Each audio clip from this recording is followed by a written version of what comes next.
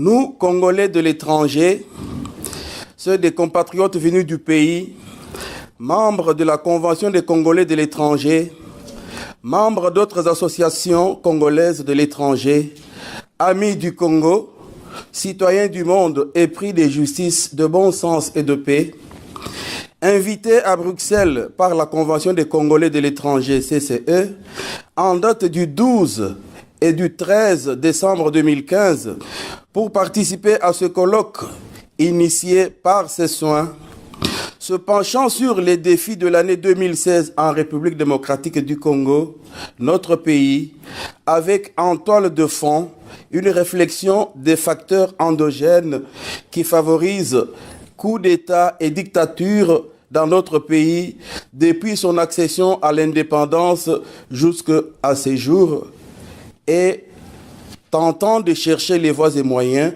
pour y remédier. À l'issue des conférences, débats, échanges et discussions, disons ce qui suit.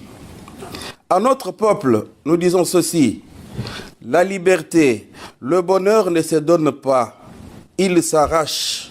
Et il s'arrache au terme d'une lutte âpre dans le désintéressement et l'esprit de sacrifice. À ceux qui veulent continuer à diriger notre peuple par défi, nous disons ceci: on peut tromper la partie d'un peuple pendant un temps, on ne peut pas tromper tout un peuple tout le temps. C'est à coup sûr qu'ils répondront devant le peuple et tomberont de manière inéluctable dans les oubliettes de l'histoire. À la diaspora congolaise, disons ceci: nous devons être unis, mobilisés, afin de continuer avec efficacité à jouer notre rôle d'éveiller les consciences et la responsabilisation de notre peuple. Car, disent les Chinois, si tu me donnes un poisson, je mangerai un jour. Mais si tu m'apprends à pêcher, je mangerai tous les jours. Il est bien beau de continuer à rassurer nos proches restés au pays de notre bouffée d'oxygène à travers les quelques papiers d'argent que nous envoyons. Mais il est plus que temps de responsabiliser notre peuple à s'assumer, car son destin est entre ses mains. Nous devons pour ce faire soutenir les actions de la Convention des Congolais de l'étranger, espace de communion, de débat et de liberté pour accéder à l'avènement d'un Congo nouveau, fort et prospère. Eu égard à tout ce qui précède et soucieux de contribuer avec toute notre énergie au devenir de notre peuple, déclarons ce qui suit. Nous, Congolais expatriés de l'étranger, membres de la Convention des Congolais de l'étranger et d'autres associations congolaises de l'étranger, en comptant aussi sur les amis du Congo, nous exigeons la libération sans condition de tous les détenus politiques, de tous les détenus d'opinion injustement retenus dans les prisons à travers la République démocratique du Congo. Nous exigeons aussi la cessation immédiate des intimidations, des menaces, des arrestations arbitraires dont notre peuple est victime et demandons par la même occasion la protection des libertés individuelles âprement menacées dans notre pays.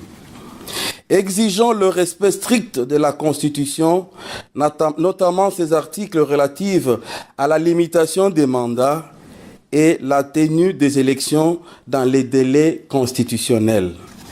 Réclamons aux autorités compétentes un peu de bonne foi et de bon sens afin qu'elles procèdent à la mise en œuvre des mesures devant permettre à la diaspora de participer aux échéances électorales comme candidat et comme électeur.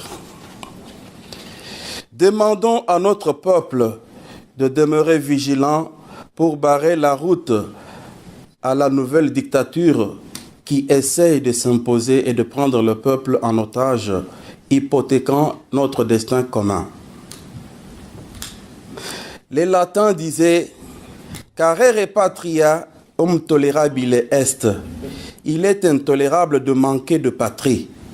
Le Congo, c'est le seul bien précieux que nous ayons à protéger, pour lesquels nous devons être prêts à accepter toutes sortes de sacrifices, même au prix de notre sang. Les générations futures nous demanderont des comptes, même au-delà de nos tombes.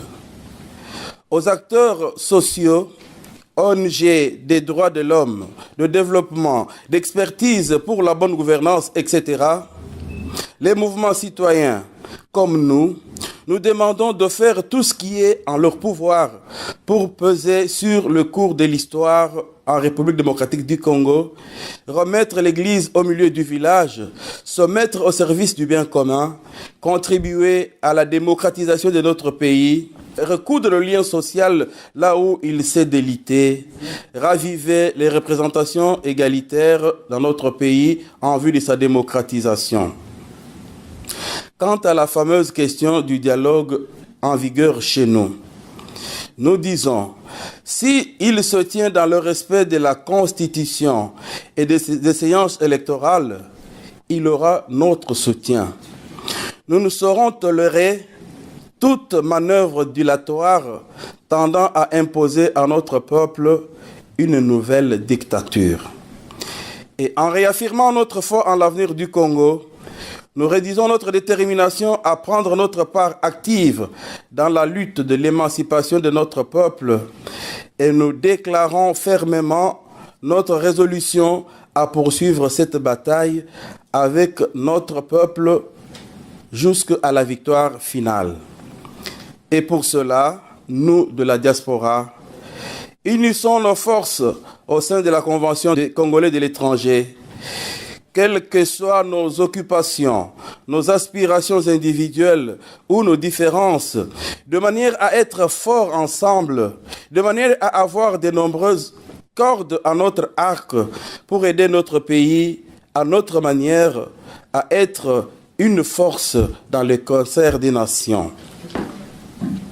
C'est donc avec les leçons de l'histoire, les valeurs de notre culture, que nous pourrons continuer ce combat, car seul un peuple conscient de son histoire peut changer son sort.